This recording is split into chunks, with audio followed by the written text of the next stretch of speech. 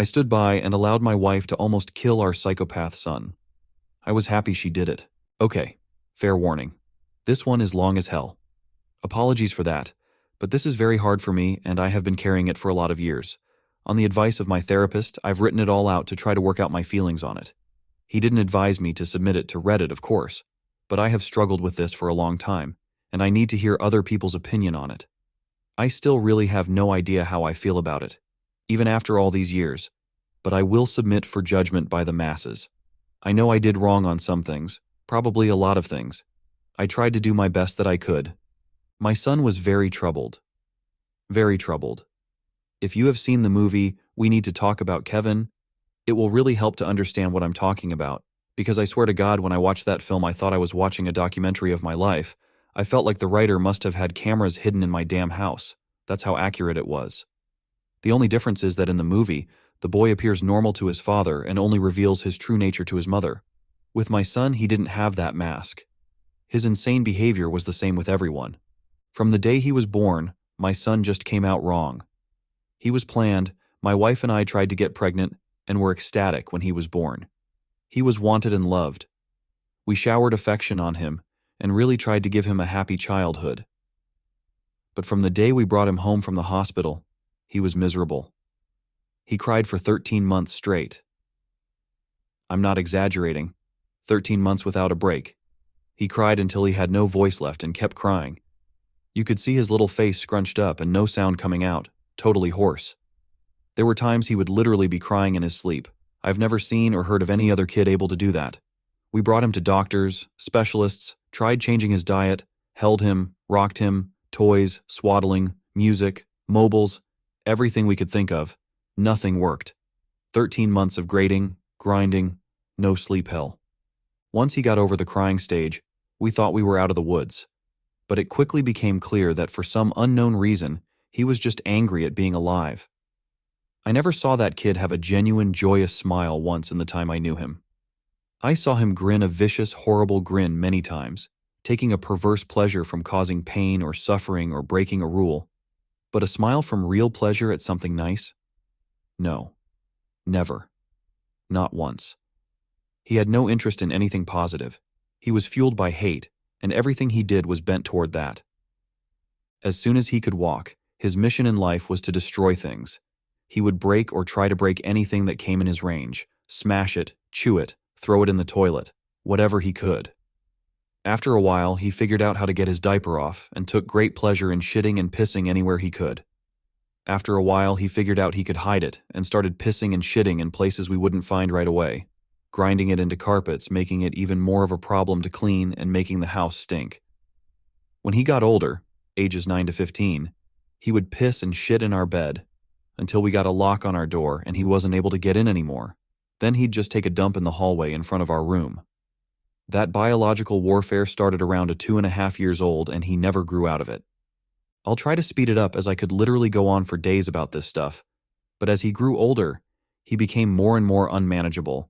He would bite, kick, scream, scratch, and spit at anyone trying to do anything with him. He was kicked out of school twice before he was 9, then let him back in and then kicked him out for good. He had to change schools. The next one put him in a special class that kept him away from the other students. We had to install a door and lock on the kitchen because he would steal knives and use them to gouge the walls, furniture, or chase people with them. When he was 10, he stabbed me pretty good in the hip and ass. I still have the scars. As he grew older, he grew darker. He moved into setting things on fire and torturing local animals. There was a stray dog that hung out around the park near our house. My son blinded it in one eye with a BBQ fork. He would dip cats' tails in gasoline and light them on fire. He became a violent, stinking, vicious beast that lived in our house. We couldn't do anything with him. I will take this opportunity to preempt the tsunami of messages. Yes, we had the kid in effing therapy. He saw a psychiatrist twice a week and had God knows how many different medications prescribed to him over the years. Nothing worked. Therapy didn't work. Meds didn't work. Nothing effing worked. He was like a poison cloud of hate and fury lashing out at anything in his reach. When my son was 16, my wife got pregnant again. I can't tell you how different our reaction was. Instead of joy, we felt horror. This pregnancy had not been planned, and we really were at a loss over what to do. My son had been such an unending nightmare for 16 years. We couldn't take the idea of starting again from the beginning. We talked a lot about terminating, but A, access to abortion was not as easy in those days as it is now, and B, my wife was very against it. We talked about many options. In the end, we decided that my wife would have the baby, and if it turned out evil, we would put it up for adoption. We knew we just couldn't do it again with another child like our son. We had a daughter. She was normal. Suddenly we saw what our lives should have been like the whole time, how things would have been had our son not been himself. She laughed at things. She breastfed without biting. She didn't have teeth yet anyway, but you could tell she was just trying to eat, not tear her mom's breast off. After 4 months, she was sleeping through the night. She was happy. She was normal. I can't describe the relief and happiness that we both felt. I don't have the words for it. This where I believe I may have started really pulling back from my son. Up until that time, whatever mistakes I made, I had always tried to do the best for my son. I am convinced of that. I tried to help him and love him and care for him. I really tried. But when my daughter was born, my wife and I both instinctively just turned toward her. She became our focus, not from malice, but just because she was so much easier. She was so happy and sweet. Every moment we were with her was like magic. I understand this was wrong, but we honestly couldn't help it.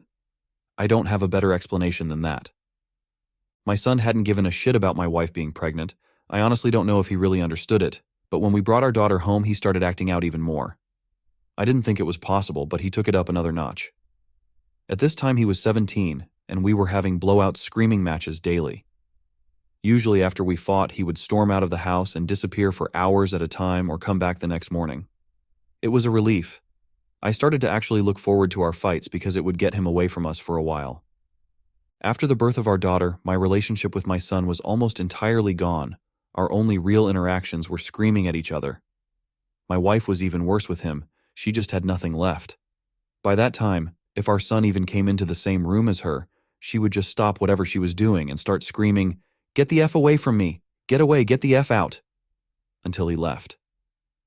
He started spending more and more time out of the house, which was a blessing for us. I have no idea what he got up to out in the world, but we were just happy it wasn't being inflicted on us. As a consequence of our son's behavior, we had invested heavily in locks around our house. All of the cheap, thin interior doors in our home had been replaced with dense wood doors that couldn't be kicked through, equipped with keyed locks that my wife and I carried keys to. I know it sounds extreme, but locks and heavy doors were the best way we had found to create safe spaces from him. And again, before I am inundated with messages, I was not locking my son in rooms like a prisoner. He had free reign of the house and could come and go as he pleased. My wife and I would lock ourselves in rooms to protect ourselves from him. If anything, we were the prisoners in our own home. On the day in question, I had fought with my son in the morning, and he had left the house in a rage. My wife and I were enjoying some peace and quiet in the kitchen while our daughter napped in our bedroom. And then my daughter began crying. Any parent who has young children can tell you, you get used to your child's cries and you can tell after a while what they need. They cry differently if they are hungry or need changing, or are just restless and want to be held. Babies can communicate pretty well before they can speak. This cry was none of those things. This cry was terror. The second we heard it, my wife and I were both up out of our chairs and running to the room. The door was locked, of course, and it took a few seconds to get the right key and get it open. My son was in the room. We lived in a bungalow, and the bastard had climbed in the window to get to her. He was standing over her crib with a steak knife in his hand. I have no idea where he got it. It wasn't one of ours. We controlled our knives very carefully and always kept them in locked drawers. I think he may have stolen it from one of our neighbors' houses. He had broken her skin twice already, once in the belly area and once on her arm. I could see blood running down. When I entered the room, he was dragging the back of the knife down her face, not cutting, almost tickling her with it, teasing her while she screamed. He looked up at us and smiled. Before I knew what I was doing, I was already moving, running to put myself between them. I didn't think about it. I just moved instinctively. Even with that, my wife got there faster. It was like a movie on fast forward. She got to our son and bashed his hand away, knocking the knife across the room, and then shoved him with her whole body weight, so hard that he flew away from the crib and bounced off the wall. I picked up my daughter and held her while my wife screened us. I could see her shaking, almost convulsing. I can remember the smell of the room, the sound of my daughter screaming and wailing, the look on my son's face as he stood there. Just nothing. Blank, dead, there was nothing in his eyes, no emotion. He looked like an alien to me. I watched my wife take a step toward him. I could have reached out and stopped her, but I didn't. She stepped forward again, very close to him. I could have stopped her again, but I didn't. She waited, looking at him for maybe 3 to 5 seconds without moving, and then she punched him in the face. Now, until this point, you may have been picturing my wife as a typical woman. Small frame, dainty, delicate. This is not the case. My wife does have a small frame, but dainty and delicate she is not. Never has been since I've known her. Since her early teens, my wife has been a boxer. MMA didn't exist back then, but karate and boxing were big in those days, and my wife was a very talented amateur. She was about 130 pounds. She carried a lot of muscle, and she knew how to punch. I had 70 pounds on her back then, and I have no doubt that in a real fight between me and her, she could have and would have pounded me flat. Neither of us had ever laid a hand on our son in anger before, but something broke in her that day, and all the years of anger and pain and sorrow and frustration just came pouring out. When she hit him, his head snapped back and blood started pouring out of his nose. He hardly reacted. He just looked at her with this shocked expression like he didn't know how to process what had just happened. She waited another second, and then she hit him again. I could have reached out and stopped her. I could have dragged her out of the room, taken her away, calmed her. I didn't. I just stood there and watched while she systematically started to pound him to a pulp. Every time he brought his hands to cover one part, she would blast him somewhere else. Body, head, over and over. He started screaming, crying out, yelling for her to stop. It's the most genuine reaction I'd ever seen him have to anything in his whole life. But she wasn't stopping. I watched her ramping up, hitting harder, faster, working him like a heavy bag. He tried to swing at her and she slipped him easily. She was on autopilot, sinking down into her training. I stood there watching for a minute. Then I turned my back on them and took my daughter out of the room. I brought my daughter to the kitchen and gave her a bath in the sink. I found that he had cut her a 3rd time on the sole of her foot. All the cuts were superficial. I cleaned her up and held her until she calmed. I put polysporin and Band-Aids on her cuts. In our bedroom, I could hear my son screaming, calling my wife horrible names, telling her he would cut her head off and F her corpse. After a while, I didn't hear him saying anything anymore. Didn't even hear him crying out. I assumed that he must have been knocked out. But I could still hear her beating him. That went on for a long time, long enough for my daughter to drift off to sleep in my arms. I just sat at the kitchen table waiting for her to finish. Finally, she came out and sat down across from me. Her hands were swollen and red. Her face and arms were splattered with blood. Her chest was heaving. We just stared at each other without saying anything. After a while, I asked her, "Is he dead?" She looked back at me and answered, "I effing hope so." I nodded. That was all there was to say about that. I understood how she felt perfectly. I felt the same. I didn't know what to do, so we just sat there waiting silently. Eventually, my wife started crying and went to go take a shower. I just stayed where I was holding our daughter. After a long while, I heard moaning and sobbing coming from our room. It turned out that my son wasn't dead. I went in to see how bad it was, and it was pretty bad. I've never seen a more merciless beating laid onto anyone, before or since. He was lying on the floor, rolling around with blood leaking out of his face, lying in a pool of vomit. His nose was squashed flat out across his face. Both of his eyes were completely swollen shut and starting to blacken already. I could see that a couple of his fingers were bent out at weird angles and he had pissed his pants. I think he must have been missing teeth, but I couldn't see any on the floor and I couldn't see inside his mouth. His lips were all puffed up and swollen. From talking to my wife about it later, I know now that she had systematically beaten every part of his body, focusing heavily on his legs. She told me she kicked him in the groin repeatedly until her legs got tired. and had kept beating his body long after he had passed out. When my wife came out of the shower, I still didn't know what to do about our son. I didn't know whether to call the police or an ambulance, take him to the hospital myself. I honestly didn't have any idea what to do. After a while, I realized that I simply didn't care what happened to him anymore, and we decided to just let him live or die on his own. There was an in-law suite in the basement that we had never really used, and my wife, my daughter, and I just moved down there. We simply ceded the top floor of the house to my son and locked everything down, separated our lives entirely. There was plenty of food in the upstairs cabinets, enough for a couple weeks or more. He had a washroom and bedrooms to use.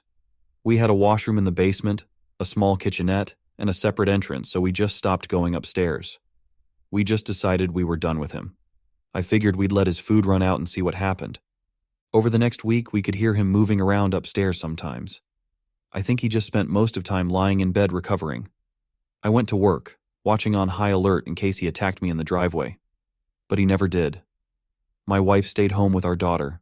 She was never out of our sight. One night, we heard him going ballistic, smashing things and banging. We didn't respond. He never tried to get downstairs or get near us, though.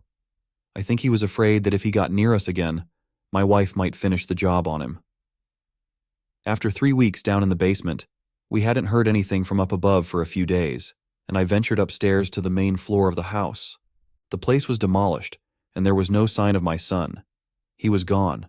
It took months to repair the damage he had done and get the main floor back to normal again.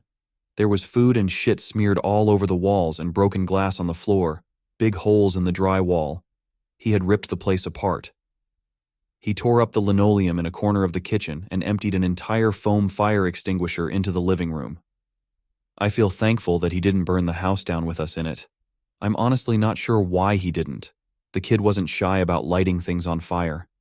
After that, I lived in fear every day that he would come back, that he would ambush us out of the blue and try to kill us. We moved house about 3 years later, and I finally stopped being afraid that he would show up again, as now he had no idea where we were. I finally felt safe from him. All this happened a long time ago. My son was born in the spring of 1971. My daughter was born in '88. I'm an old man now. I'll be 70 this year, and my wife passed from cancer in 2016. My daughter is 31 now. I moved in with her and her husband after my wife passed. I've got 2 granddaughters, and they are the joy of my life. I see a therapist a couple times a month to talk about all this. I don't know where my son is. The last time I saw him was when he was lying on the floor of our bedroom, bleeding and smashed. I haven't heard from him since he left, more than 30 years now. I don't want to. I carry a lot of guilt from that time and a lot of conflicted emotions. I didn't beat him myself, but I allowed him to be beaten, and I thought he deserved it. I was happy it happened. I didn't try to kill him, but I would have been happy if he died. I will say that I do hope he was able to overcome his demons and go live a normal life somewhere. If he wasn't able to do that, if he stayed the way he was, then I truly do hope someone out there killed him. When I knew him, he was a rabid dog, and whichever way it went, I just hope he isn't still out there hurting anyone else.